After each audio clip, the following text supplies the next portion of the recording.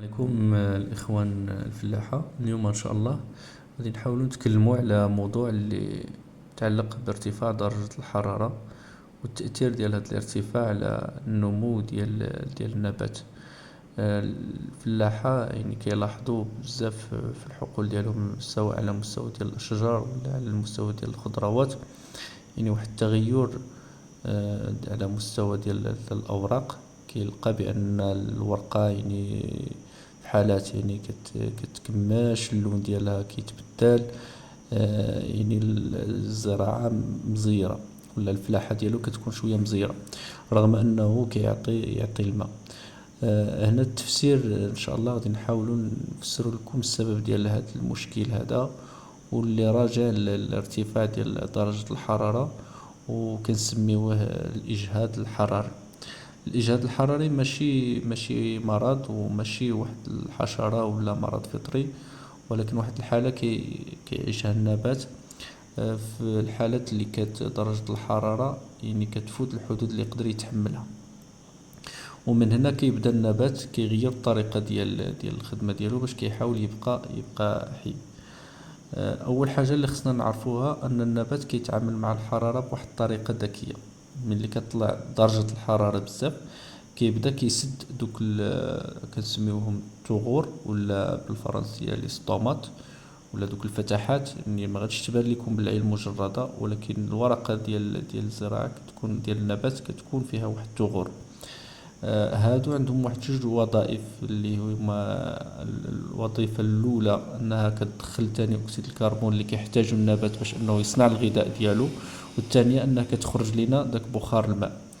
فاش أن النبات ولا الزراعة كيتسدو دوك الثغور ولا دوك الفتحات، كيكون الهدف هو أنه يقتصد في الماء، لأن إلا بقاو دوك الآخر مفتوحين، دوك الفتحات مفتوحين، كيفقد واحد الكميه كبيره من الماء بسبب الحراره. ولكن كيوقع واحد المشكل اخر، اللي هو ان ثاني اكسيد الكربون ما كيبقاش كيدخل بديك الكميه الكافيه، وهنا كيضعف عمليه البناء الضوئي ولا التركيب الضوئي.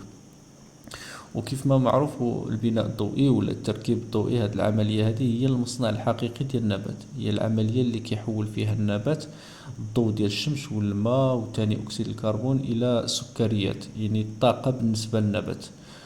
وهاد السكريات هي اللي كتصل علينا كتمشي كتغذي لينا الأوراق، الأغصان، الجذور، الثمار. دونك ملي كينقص لينا داك البناء الضوئي كينقص لينا إنتاج ديال الطاقة، وبالتالي النمو ديال النبات كيضعف. التأثير ديال الحرارة ما كيوقفش هنايا. ملي كتكون الحرارة مرتفعة، التربة حتى هي كتأثر بارتفاع ديال درجة الحرارة، وهنا كيتزاد لنا التبخر، والأوراق حتى هي كتفقد لنا الماء عن طريق واحد العملية اللي كنسميوها الترانسبيراسيون، يعني التعرق ولا النتح. والجذور ما كتقدرش تعوض هاد الماء، وكيبدا النبات كيبقى كتلاحظوا كيبدا كيدبل. الفلاحه كيظنوا بان هاد الذبول ولا يعني انا خصهم يزيدوا الماء، ولكن في الحقيقه ان هاد الذبول مرات كيكون السبب ديالو النبات ما قادرش يستعمل الماء بواحد الكفاءه، لان الحراره مرتفعه. النبات كيوصل لواحد الدرجه ديال الاجهاد، يعني ما قادرش، واخا عنده الماء ما كيقدرش يستخدم ولا يستافد من داك الماء. هنايا حتى الجذور كتأثر، لأن التربة كترتفع، السخونية ديال التربة كترتفع، درجة الحرارة ديال التربة كترتفع، وحتى النشاط، يعني في حالة ديال الارتفاع ديال درجة الحرارة النشاط ديال الجذور صافي كينقص وكيقدر يتوقف. والنمو هنايا ديال النبات كينقص. حتى الجذور ما كتبقاش عندها ديك القدرة أنها تمتص الماء والعناصر الغذائية.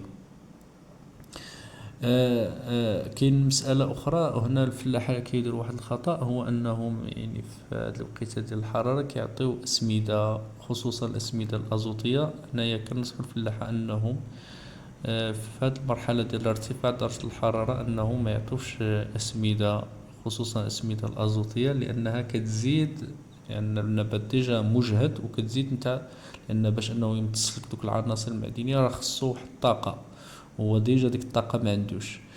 يعني انت كتزيد كتستريسي داك النبات ديالك. وبالنسبه هاد الاجهاد الحراري، يعني المراحل اللي الاخطر المراحل اللي كيضربها هذا الاجهاد الحراري بالنسبه للنبات، خصوصا يعني ملي كتكون في الوقيته ديال الازهار، الا كان واحد ارتفاع درجه الحراره، هنا حبوب اللقاح كتكون حساسه بزاف لدرجه الحراره، وحتى ديك الحيويه ديالها كتنقص، وكتفشل لنا عمليه ديال التلقيح.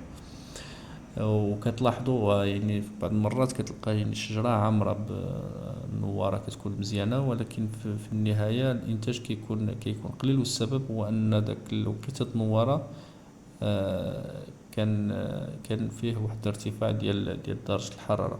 كيكون التأثير ديال الإجهاد الحراري كذلك حتى في المرحلة ديال التكون ديال الثمار، كيكون عندها واحد التأثير كبير. كتلقاو ثمار اللي الحجم ديالها صغير، كتلقى واحد التشققات، كتلقاو بعض المرات حروق ديال الشمس، وهناك حتى الجودة كتنقص. اذا هنا اذا الفلاح خصو دائما يحاول ينتبه لهذا المشكل هذا. وهنايا بالنسبه للسؤال ديال الفلاح كيفاش انني خصني نحمي الزراعه ديالي ولا الفلاحه ديالي، اول حاجه والنصيحه الاولى هو ان خص يكون واحد التنظيم ديال السقي. ومن الاحسن يكون السقي في الصباح الباكر، يعني في الوقت اللي كيكون الجو مبرد، ولا بالعشيه في الوقت ديال الغروب. تاني حاجة يعني خصنا نحتفظ تكون عندنا مادة عضوية على مستوى ديال التربة، وكما شرنا في الحلقات السابقة الأهمية ديال المادة العضوية في التربة، لأنها كتحتفظ لنا بالرطوبة. نديرو كذلك التغطية كنسميوها التغطية الأرضية ولا الملش، يعني هذه كنحاولوا داك الحوض ديالنا ولا التربة ديالنا نغطيوها بالتبن، باش ما يكونش عندنا واحد الفقدان ديال الماء ولا التبخر ديال الماء، وتكون عندنا دائما واحد البروده في التربه. كذلك خصنا نتجنبوا التسميد الازوتي في هذه المرحله ديال ارتفاع درجه الحراره، لان التسميد الازوتي اولا كما قلت لكم يعني كيزيد واحد الاستريس اخرى للنبات، وكيدير واحد المشكل اخر، لانه كيكون عندنا واحد النمو خضري، يعني كيعطينا سواء لي بورجون ولا الورقه الجديده، وهذه كتكون حساسه، يعني هذيك الورقه الجديده كتكون حساسه بزاف لارتفاع درجه الحراره. كذلك حتى الفلاح خصو يحاول يعني حتى الاصناف اللي غادي يزرعهم خص تكون واحد الاصناف اللي عندها واحد القدره انها تحمل درجه الحراره، خصوصا دابا مع التغير ديال المناخ اللي ولا كيشهد ارتفاع كبير ديال درجة الحرارة. كاين واحد العنصر اللي مهم هنا في التسميد وكيلعب واحد الدور كبير، اللي هو عنصر البوتاسيوم. الأهمية ديالو هو أنه كيخلي أن يقاوم ارتفاع درجة الحرارة. البوتاسيوم يعني خاص إضافة ديالو بالنسبة للزراعة. الفلاحة يعني البوتاسيوم راه ماشي الدور ديالو فقط انه هو التحجيم ولا الزياده ديال الحجم ديال الفاكهه ديالنا ولا ديال المنتوج ديالنا، ومن بين الادوار ديالو هو انه كيعطي واحد المقاومه لهذا الاجهاد الحراري ولا الارتفاع ديال درجه الحراره. يعني هادو مجموعه ديال التوصيات ولا ديال النصائح للاخوه الفلاحه باش يحاولوا ما امكن انهم يتبعوها، يتفادوا انهم السقي يعني في الوقت اللي كيكون فيها ارتفاع درجة الحرارة، يهتموا بالسقي المنتظم، مجموعة من التدخلات سليمة باش يكون عندهم واحد المنتوج اللي جيد.